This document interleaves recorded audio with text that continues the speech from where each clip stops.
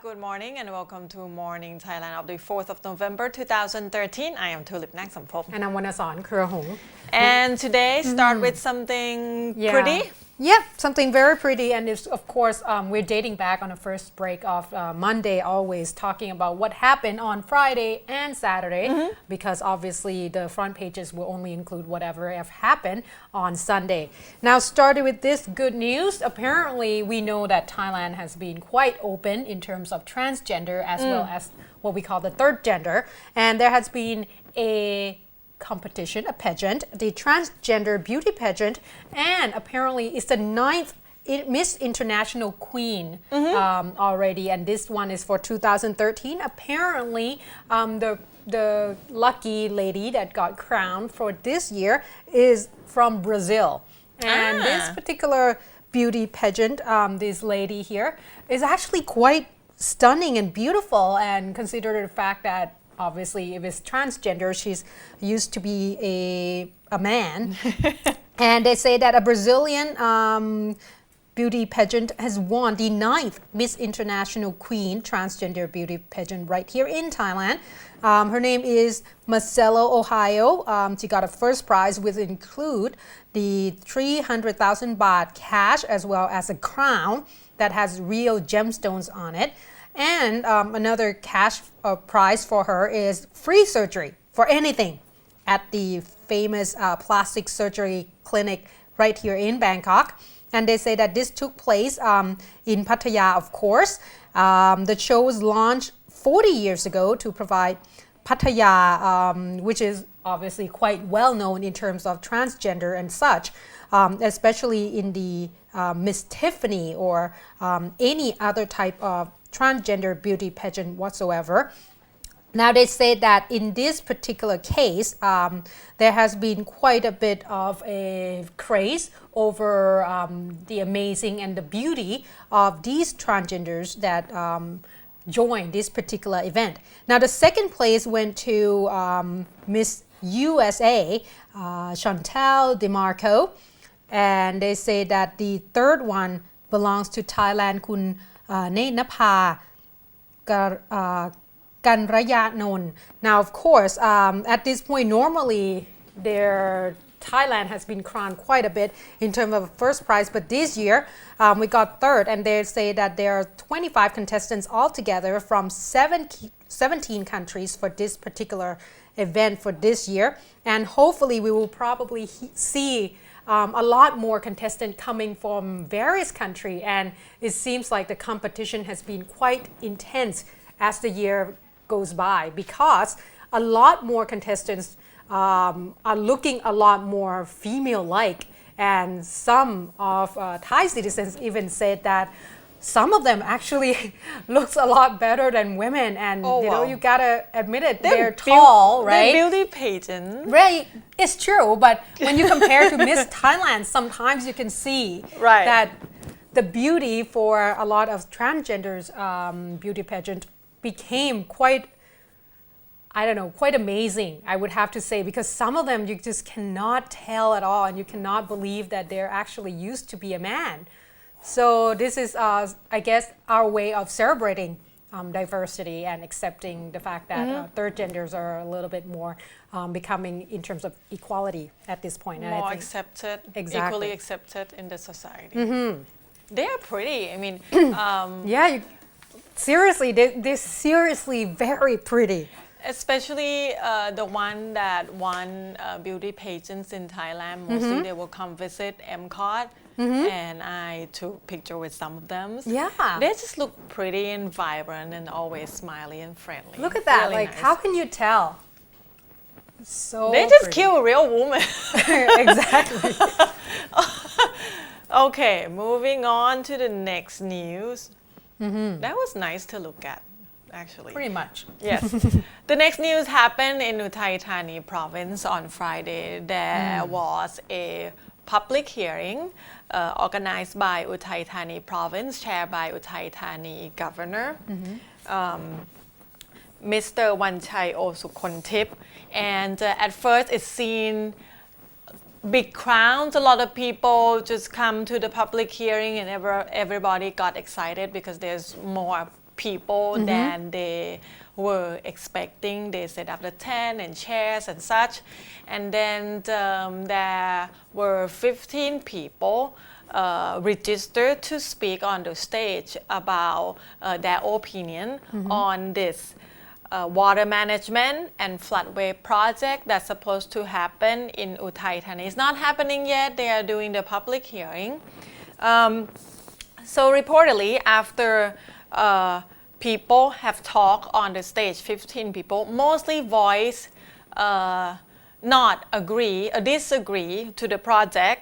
Even the member of parliament of Chhat Thai Patana Party, such as Kun Chada Thai Seth, or the chairman of the administrative provincial office, Kun Padet Nui Pri, they both were speaking on the stage and showed their opposition to the floodway project. This floodway, in particular, is 200 kilometers long, 10 meter deep, and 200 meter wide. It's really, really big.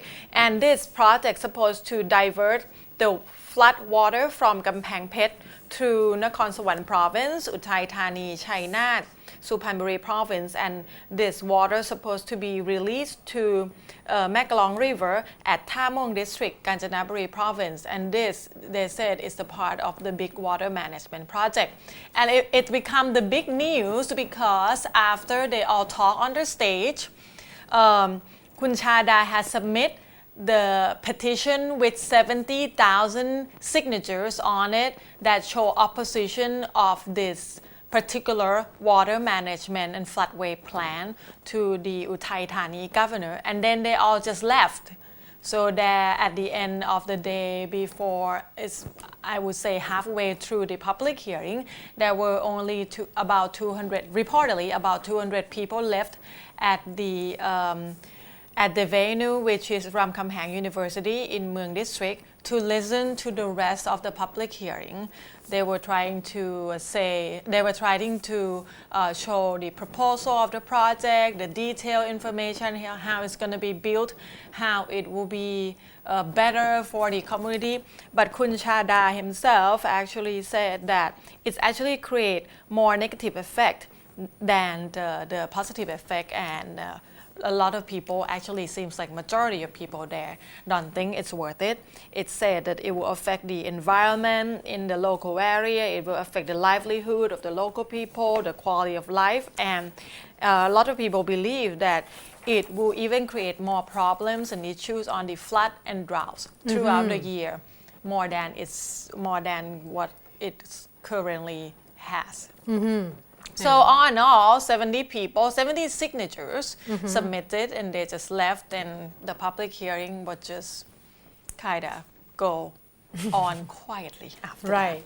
Of course, not really a successful news, but I think this is one of the things where, democracy at least allow people to voice their own views in terms of opposition to this particular project. Because if you're sitting by and not doing anything or saying anything, obviously it will be done nonetheless. So at least at this point, if it's done, they will know that there are a lot more people opposing it, and it's not quite agreed upon. And at least they get to show their opposition before the project's already issued or started. Exactly. Now to another interesting news, and you might have heard about it quite a bit.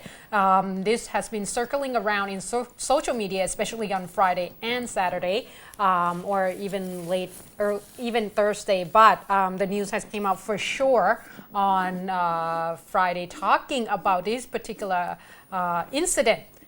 I'm talking about the incident where the official letters that was actually distributed by the Department of Provincial Administration was surfaced onto the social media. Oh yes, has I been saw passing that. around, and the content of the letter itself was quite disturbing due to the fact that pretty much saying that requesting all the authorities in each of the province to create what they call a banners supporting Amnesty Bill and distribute it around each of the provinces that received this particular letter. As you can see there, this is actually the actual official letters that distributed on October the 31st. It stated clearly that they're asking all the provincial governors and the authority to create these particular banners and state specifically saying that in support of Amnesty Bill. And the budget will obviously come from the department itself. So meaning that a lot of people were quite furious because not everyone are supporting on this particular bill. And as you know by now, a lot of rally took place due to this particular bill.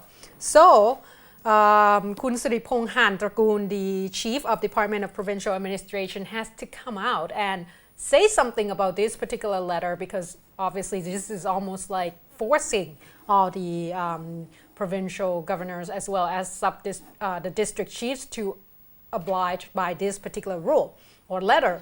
However, according to Kun Siripong said that the only thing that this particular letter is doing is they are requesting for cooperation and it is not an obligation.